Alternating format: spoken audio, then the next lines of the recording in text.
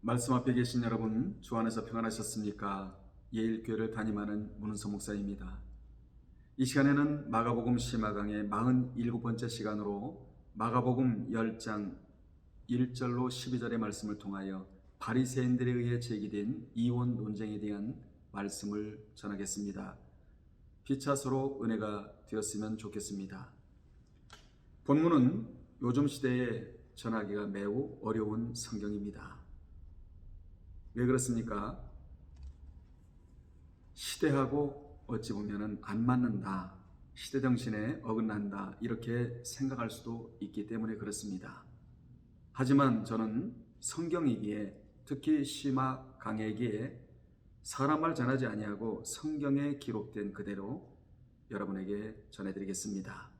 하나님이 가장 기뻐하실 때가 말씀을 온전히 들었으나의 말씀이 아니라 기록되었으나 말씀을 전하는 자, 듣는 자, 이 자가 있을 때 하나님께서 기뻐하십니다. 그래서 성경에 기록된 대로, 들었으나가 아니고 읽었으나로 그대로 성경을 전해드리겠습니다. 당시 바리새인들이 예수께 이혼에 대한 입장을 질문한 것은 순수한 질문이 아니었습니다.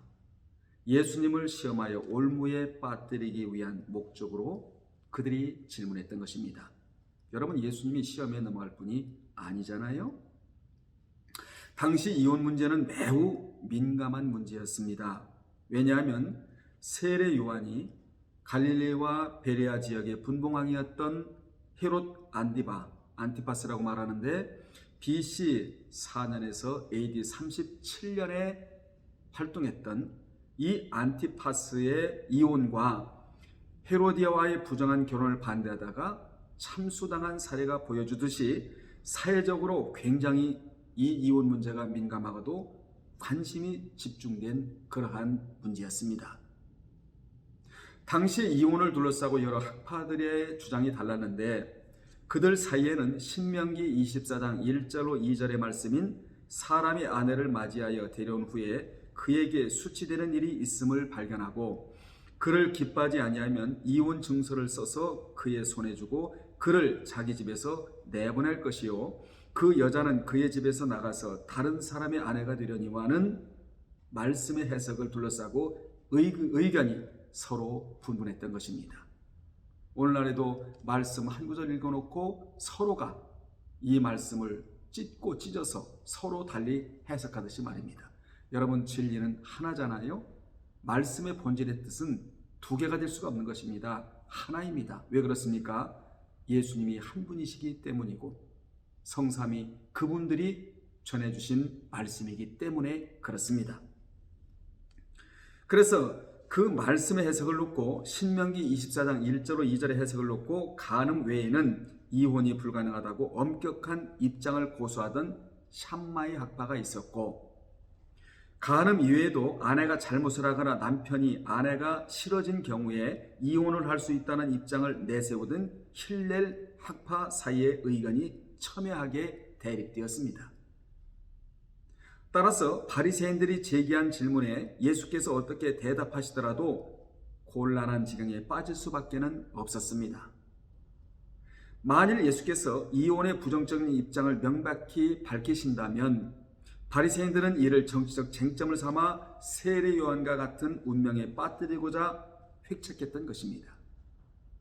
반대로 예수께서 이혼에 찬성하신다면 이는 예수님 자신의 가르침에 배치될 뿐 아니라 마태오 5장 32절을 참조하시고 바리새인들로부터 율법의 가르침을 부정하는 자유주의자로 공격을 받을 수밖에 없었던 것입니다. 그러나 예수께서는 모세의 율법이 주어진 배경과 목적을 언급하심으로써 율법의 정신에는 무관심하고 자신들의 생각대로 해석한 것에 매달려 논쟁만 일삼는 그들의 잘못된 태도를 지적하시며 동시에 창조의 원리에 입각한 결혼관을 설명하심으로써 그들의 시험을 물리치셨습니다. 1절에 보겠습니다. 예수께서 거기서 떠나 유대지경과 요단강 건너편으로 가시니 무리가 다시 모여들거늘 예수께서 다시 전례대로 가르치셨다고 말씀합니다. 예수님은 3차에 걸친 갈릴리 사역 이후부터 승리의 예루살렘 입성 직전까지 약 6개월 동안의 베레아 및 유대에서 사역하신 후 이제 자신이 세상에 오신 궁극적 목적인 십자가 대속 사역을 수행하시기 위하여 공생애의 주요 활동 무대였던 갈릴리를 드디어 떠나신 것입니다. 주님은 들어오실 때가 있었으면 떠나실 때가 있었습니다. 들어오셔도 복음을 전하셨고 떠나셔도 복음을 전하셨고, 영적인 기둥, 영적인 어떠한 그 보배로운 복음의 결정체를 남기시고 떠나가셨던 분이 바로 예수님이셨습니다. 그러므로 예수님은 눈의 발자국인데 예수님이 걸어가신 그 길 우리도 따라가야 됩니다. 그 길은 실패한 길이 아니고 그 길은 실수한 길이 아니라 그 길은 성공의 길이자 그 길은 천국과 연결되는 길이기 때문에 그렇습니다. 우리는 주님이 따라가신 그 발자취를 그대로 따라가야 그분의 인도를 받고 실수하는 인생을 살지 않게 되는 것입니다. 예수께서는 다시 무리가 자신에게 모여들자 또다시 가르치기를 시작하셨는데, 주님이 가르칠 때는 전례대로 가르치셨습니다. 전례는 습관이 되어 있다는 뜻으로 예수께서 과거의 무리들을 가르치셨던 것처럼 변하지 않은 열정으로 능숙하게 계속해서 디다스코, 즉 가르치셨음을 강조하고 있는 것입니다. 실로 예수께서는 십자가를 지시기 위해 예루살렘으로 향하여 가시는 중에도 변함없이 가르치시는 일을 수행하셨습니다. 틈만 나면 기도하시고 틈만 나면 치유하시며 틈만 나면 가르쳤습니다. 이렇게 죽음을 앞두고도 변함없이 사명을 묵묵히 수행하시는 주님을 보면서 우리가 사명의 자리에 있다는 것이 얼마나 중요한가를 여기서 깨달아야 합니다. 여러분이 앉은 자리는 보통 자리가 아닙니다. 사명의 자리입니다. 이 자리를 이탈하면 다음 사람으로 교체된다는 사실을 기억을 하셔야 됩니다.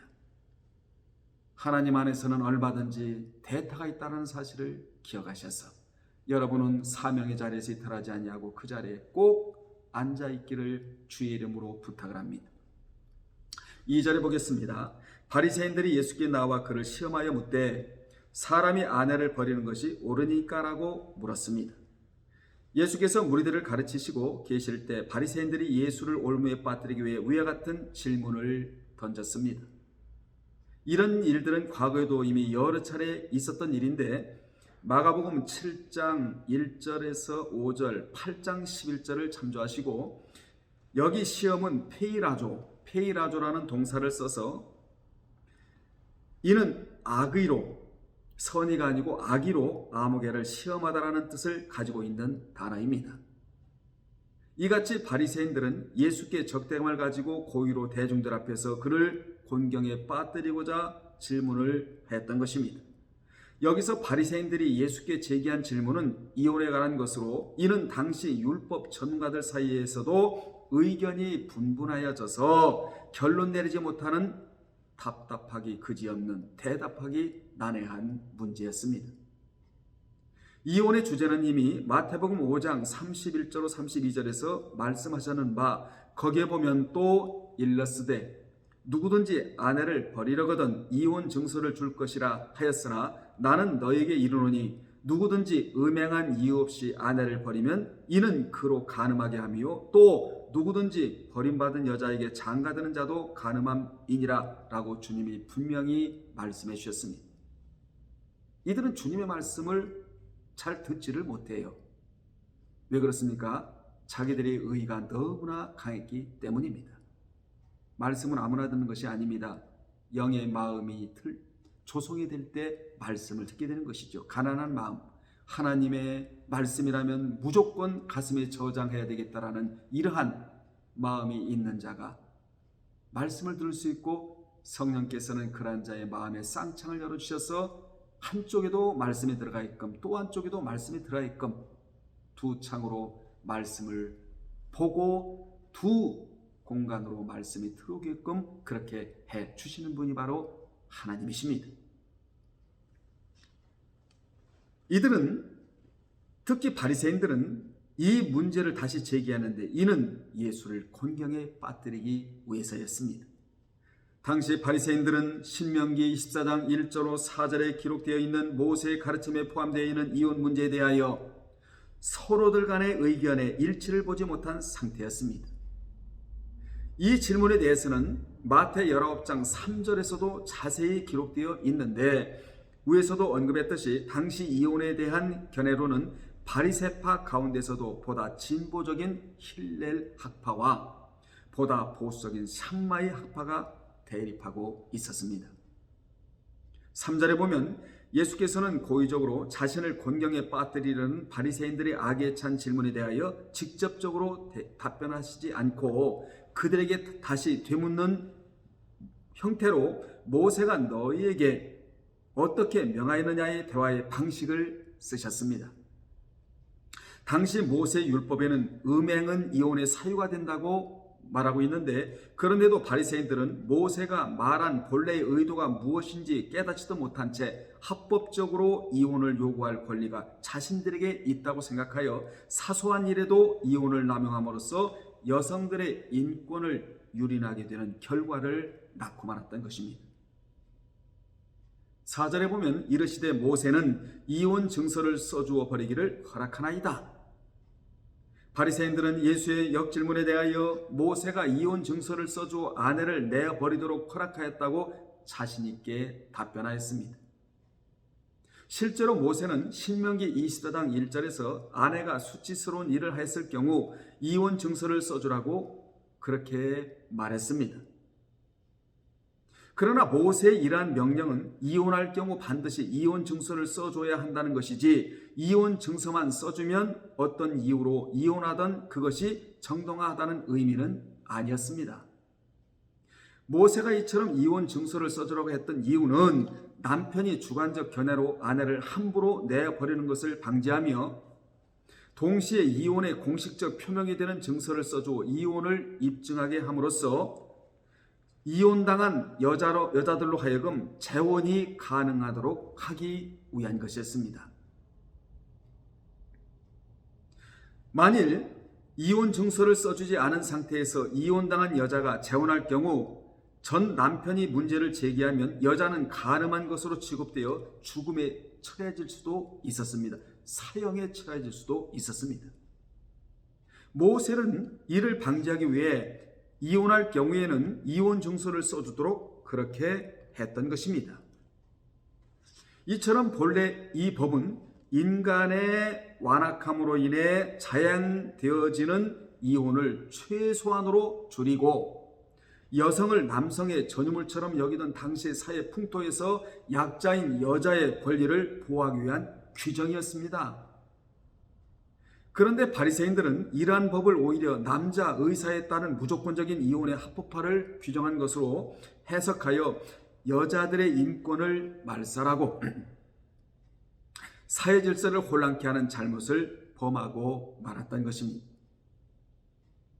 참으로 예수님 당시의 바리새인들은 모세의 율법을 보는 데 있어 오직 이혼 증서에만 초점을 맞추어 이혼을 할 수 있다는 사실만을 부각시키고 있었습니다. 뿐만 아니라 바리새인들 간의 논쟁이 일어났던 요소는 바로 이혼을 가능케 하는 수치되는 일이 무엇이냐 하는 것이었습니다. 신명기 4장 1절 아닙니까? 당시의 율법에 대하여 엄격한 입장을 취하였던 샴마이 학파는 이를 간음으로 보았습니다. 반면 자유로운 입장을 취했던 힐렐 학파는 간음을 비롯하여 여자가 율법의 규정으로 부정하다고 한 조항 중에서 하나라도 범하는 것 혹은 여성으로서의 정숙하지 못한 행동 등을 포함하는 것으로 해석을 하였습니다. 참으로 복잡했습니다. 이 이혼 문제가 오늘날도 복잡하잖아요. 그래도 우리는 성경적으로 이 이혼에 대한 논쟁, 이혼에 대한 지식을 바로 정립하고 있어야 합니다. 믿는 자로서 말입니다. 저도 사실은 이 말씀을 연구하고 정리하면서 굉장히 복잡했습니다. 시간도 많이 걸렸고, 그런데 사람의 말이 아니잖아요. 그래서 하나님의 말씀이기 때문에 그대로 전하는 것입니다. 이같이 당시 양자 간의 논쟁이 매우 격화되었는데 모세의 이혼 율법의 본질을 왜곡시키고 있었다는 것입니다. 이같이 당시 바리새인들은 여자를 한 인격체로 대우하지 않고 이게 웬일입니까? 자기의 소유물로 알았다는 겁니다. 그러니 그들의 가정이 어떻겠습니까, 여러분? 불보듯 뻔하지 않았겠습니까? 자기 마음대로, 자기 정욕대로 부인들을 갈아치웠던 것입니다. 당시에 합의 이혼 제도가 없었기에 여자들은 피해를 많이 볼 수밖에 없었습니다. 그래서 말라기에 보면 그 여자들이 하나님 앞에 호소를 하게 되는데 하나님이 그 호소 소리를 들었다, 이렇게까지 기록이 되어 있는 것이죠. 그 당시 여자들의 가슴에 엄청난 몽울, 큰 상처, 이걸 안고 허탈하게 살아야만 했습니다. 바리새인들은 이같이 했고 보수파했던 샴마이 학파는 오직 간음 외에는 이혼할 수 없다고 주장을 하고, 또한 개방적인 힐레 학파는 간음 외에도 여자가 부도덕한 행위를 하면 이혼해야 한다고 각자 이렇게 파가 갈렸다는 것이었죠. 그러면서 이제 4절에 이혼과 관련하여 모세가 어떻게 너희에게 명하였느냐는 주님의 질문에 대한 바리새인들의 답변을 해주고 있습니다. 그들은 모세가 이혼을 자유스럽게 허락했다는 식으로 답변을 했는데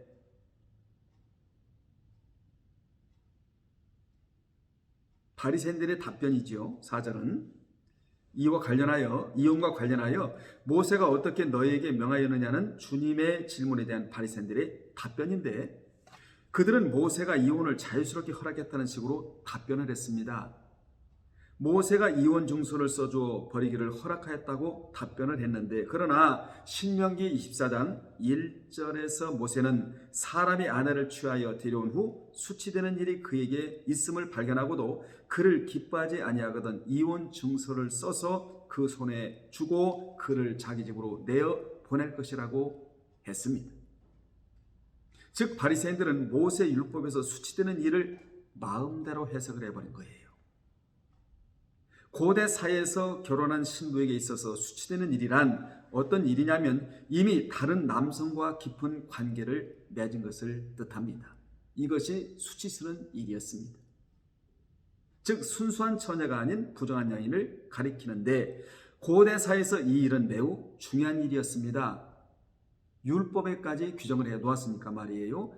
레위기 21장 9절에는 불사르라 라고까지 말씀하고 있습니다. 그런데 예수님 당시 바리새인들은 이 수치스러운 일도 말도 안 되는 이혼 사유로 확대를 시켜버렸습니다.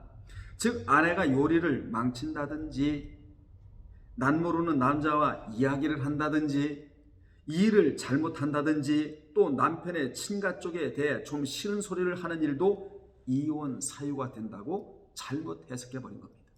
무엇을요? 수치스러운 일을요. 또 아내의 목소리가 이웃집 사람에게까지 들려도 이혼 사유로 정해버렸습니다. 참 어처구니 없는 일이었지요. 그들은 온갖 구실로 아내를 버리고 다른 여인들과 간음을 했던 것입니다. 하나님의 말씀을 자기의 취향대로 해석한 결과가 바로 이거였다는 것이에요. 우리는 이 같은 죄를 범치 말아야 합니다. 하나님의 진리, 하나님의 말씀을 핑계대고 자기의 이익이나 정욕을 채우지 말아야 한다는 교훈을 받아야 합니다. 주님은 의와 인애와 믿음을 율법보다 더 중하게 여기십니다. 마태 23장 23절입니다. 5절은 예수께서 그들에게 이르시되 너희 마음이 완악함으로 말미암아 이 명령을 기록하였다고 말씀하십니다. 따라서 본절은 하나님이 세우신 법은 다 선한 목적을 지니고 있다는 것입니다. 주님은 하나님께서 모세를 통하여 왜 이혼을 허락하셨는지를 자세히 설명해 주셨습니다. 이 설명이 올바른 설명 아니겠습니까? 사람의 논쟁 속에서는 답이 나오진 않습니다. 주님의 설명을 들어야 거기에 인생의 답이 있는 것입니다. 주님은 그 이유가 사람들의 완악함에 있었다고 증언하셨습니다. 모세가 하나님께서 주신 율법을 반포하기 전에는 사회적으로 일부 다처제가 일반화되어 있었고 여자를 재산 중 일부나 노리개쯤으로 여기고 있었습니다. 그리하여 남자가 아내를 버리는 일에 비일비재했습니다. 버리는 일이 비일비재했습니다. 이것은 분명 인간의 완악함의 그 근본 원인이 있었습니다. 그러기에 하나님은 함부로 아내를 버리는 죄악을 방지하기 위하여 이혼에 관한 율법을 모세를 통하여 정확하게 정해 놓으셨던 것입니다. 우리는 이 법을 따라야 되지 않겠습니까? 그래야 가정이 행복하지 않겠습니까? 그래야 역기능이 가정이 되지 않겠습니까? 하나님이 정해놓으신 법이니까 말입니다. 이와 같이 하나님이 세우신 법은 그 근본이 다 선합니다. 당시 율법이 내릴 때와 오늘날 현대의 의식과는 시각의 차이가 있는데 당시 율법이 주어질 때는 그 율법이 얼마나 선한 목적을 지녔는지 모릅니다.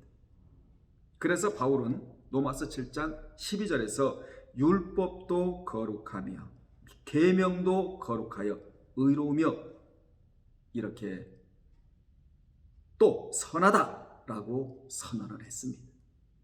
그러므로 하나님의 말씀은 당시나 그때나 다 선한 목적을 지니고 있기 때문에 우리는 이 선한 목적인 말씀에다가 여러분의 삶을 맞춰야만이 우리가 행복하게 살아갈 수 있게 되는 것입니다. 6절로 8절은 하나님이 세워놓으신 결혼 제도는 개인이 온전한 사람으로 승화되는 통로라는 교훈을 주고 있습니다. 따라서 6절로 8절은 결혼에 관한 주님의 견해입니다. 6절, 7절, 8절을 동시에 읽겠습니다. 창조 때로부터 사람을 남자와 여자로 지으셨으니 이러므로 사람이 그 부모를 떠나서 그 둘이 한 몸이 될지니라. 이러한즉 이제 둘이 아니요 한 몸이니라고 말씀합니다. 주님은 결혼 제도가 인간으로 인해 만들어진 것이 아니라 하나님이 세우신 창조의 원리임을 이 세 구절에서 강조해 주셨습니다. 주님은 6절에서 하나님이 창조시로부터 저희를 남자와 여자로 만드셨다고 하셨습니다. 그러므로 남자와 여자는 별개의 존재가 아니라는 것이지요. 여자가 누구로부터 만들어졌습니까? 남자에게서 취한 뼈로 만들어졌습니다. 이에 대한 말씀이 창세기 2장 20절로 22절인데 하나님은 사람이 독처하는 것이 좋지 못하다고 하셨습니다. 그렇습니다. 세상에도 독재와 독단이 나쁘듯이 독처도 좋지 않기에 하나님이 남자에게서 취한 갈비뼈로 여자를 만들어 주셨던 것입니다. 9절은 이혼에 대한 주님의 견해인데 주님은 결혼을 하나님께서 짝지어 주시는 것이라고 말씀하십니다. 그래서 사람이 임의로 나누지를 못한다고. 결혼이란 하나님 앞에서 말씀드린 것처럼 불완전한 두 사람이 합하여 하나님이 원래 지으신 인간 창조의 섭리에 순응하는 일이라고. 둘이 만나 둘이 되는 것이 아니라 온전한 하나가 되는 일이 바로 결혼이라고. 한쪽이 모자라면 한쪽이 채워주는 것이 바로 결혼이라고. 그러기에 바리새인들처럼 임의로 이혼할 수가 없다고. 오직 짝 지워주신 하나님이 나뉘는 일까지 허락하셔야만 한다고. 그렇다면 하나님께서 나뉘는 것을 허락하시는 것이 언제냐? 그것은 바로 배우자가 죽을 때라고. 즉 배우자의 죽음으로만 부부는 나눌 수가 있다. 이것은 생존에는 수치스러운 일 외에는 이혼이 불가능하다고 하나님이 법을 정해 주셨습니다. 물론 성경의 이혼이 가능한 경우를 두 가지로 말씀해주고 있습니다. 첫째, 배우자가 부정한 죄를 범한 경우입니다. 구약 성경은 이런 경우 집에서 그 배우자를 내보낼 것을 허락합니다. 계속되는 말씀 신명기 24장 1절로 4절에 이 같은 내용이 자세히 율법으로 기록되어 있습니다. 남편이나 아내가 다른 사람과 부정한 관계를 맺었다는 것은 이미 그 마음이 배우자와 가정을 떠났다는 의미입니다. 혹 순간적인 실수로 죄를 범하고 그 잘못을 깨달아 철저히 죄를 뉘우친다면 주의 사랑으로 용서하고 할 수만 있으면 가정을 유지하는 것이 좋은 것입니다. 그러나 부정을 저지른 배우자가 회개할 마음도 없고 돌이킬 생각도 없고 뉘우칠 생각도 없고 계속 다른 사람에게 마음을 두고 있다면 정상적인 부부 생활을 유지하기가 힘든 것입니다. 그것이 바로 이혼 사유가 된다고 성경은 말씀해주고 있습니다. 두 번째로 신앙을 유지하기 위한 이혼이 있습니다. 이에 대해 바울은 고린도전서 7장 15절에서 혹 믿지 아니하는 자가 갈리거든 갈리게 하라 라고 말합니다. 여기 믿지 아니하는 자는 주의 언약에서 제외된 자들입니다. 불신자라는 것이지요. 따라서 신앙생활을 전적으로 못하게 핍박을 가한다면 이것은 곧 이혼 사유가 된다고 성경에서는 말씀해주고 있습니다. 이 두 가지 이유가 있고 이 두 가지 이유가 없고 사별함이 없다면 서로 노력하여 나누어지지 않게 하라가 성경이 주는 교훈입니다. 11절로 12절은 합당한 사유 없이 이혼하고 재혼하는 자들에 대한 주님의 견해가 이어지고 있습니다. 주님은 그들을 모두 간음자로 보셨습니다. 주님은 바리새인들 향하여 누구든지 그 아내를 버리고 다른 데에 장가드는 자는 본처에게 간음을 행하며, 이거 보세요, 또 아내가 남편을 버리고 다른 데로 시집가면 간음을 행함이라고 하셔서 주님은 당시 이혼을 밥 먹듯이 하는 바리새인들 향하여 그들도 간음자들 중에 속하는 자라고 책망을 하셨습니다. 이들이 하나님을 잘 믿는다고 큰 소리 뻥뻥 쳤던 자칭 의인이라고 했던 바리새인들이었다는 것입니다. 이렇게 하나님의 말씀을 모르고 하나님의 말씀인 성경의 원리를 모르면 우리도 이 같은 짓을 일삼을 수밖에는 없다는 것입니다. 그래서 항상 주의를 할 때는 지식을 앞세워 하라가 성경이 주는 일관된 교훈입니다. 결론 내리겠습니다. 간음죄는 노아 홍수 이전에도 있었고 창세기 6장 1절로 2절에, 소돔과 고모라 심판 전에도 있었다고 창세기 19장 4절로 5절에, 로마 제국 멸망 직전에도 있었다고 고린도전서 5장 1절에 기록되어 있습니다. 역사에 보면 이 간음죄가 사회를 휩쓸 정도였다고 역사는 우리에게 말해주고 있습니다. 영적 부패는 곧 성적 타락으로 이어집니다. 여러분, 하나님이 마지막 타락을 성타락으로 보고 있다는 사실을 우리는 소돔과 고모라 성 심판에서 우리는 눈을 뜨고 봐야 합니다. 우리는 이 두 가지를 잘 지켜야 하는데, 다음 두 가지를 잘 지켜야 하는데, 하나는 육적인 정조, 이것을 잘 지켜야 하고 또 하나는 영적인 정조를 잘 지켜 나가야 합니다. 바리새파란 가장 순결한 신앙인이라는 뜻인데, 그들은 파명은 잘 정해놓고 이 같은 못된 짓을 일삼았다는 것입니다. 이런 자들이 모세의 율법을 이용하여 간음죄를 일삼았으며 그들의 더러운 눈에 예수 그리스도의 진 면목이 보일 수가 있었겠습니까? 그래서 주를 시험하고 정죄하려고 했던 것입니다. 우리는 본문에서 타락해가는 세상에서 두 가지 정조를 잘 지켜 나가는 자가 되어야 하는데, 하나는 육적인 정조를 잘 지켜놔야 하고 다니엘과 세 친구처럼 영적인 정조를 잘 지켜 나갈 때 가정이 평안하고 사회가 평안하며 국가가 평안하고 하나님이 가정에 쓸 물질도 공급해 주심으로 가정이 회복되고 환경도 회복되고 신앙적인 면이나 또 환경적인 면이나 사회 나가서 일을 하실 때 사회적인 면, 모든 면에 하나님의 은총이 그곳에 있을 줄로 믿습니다.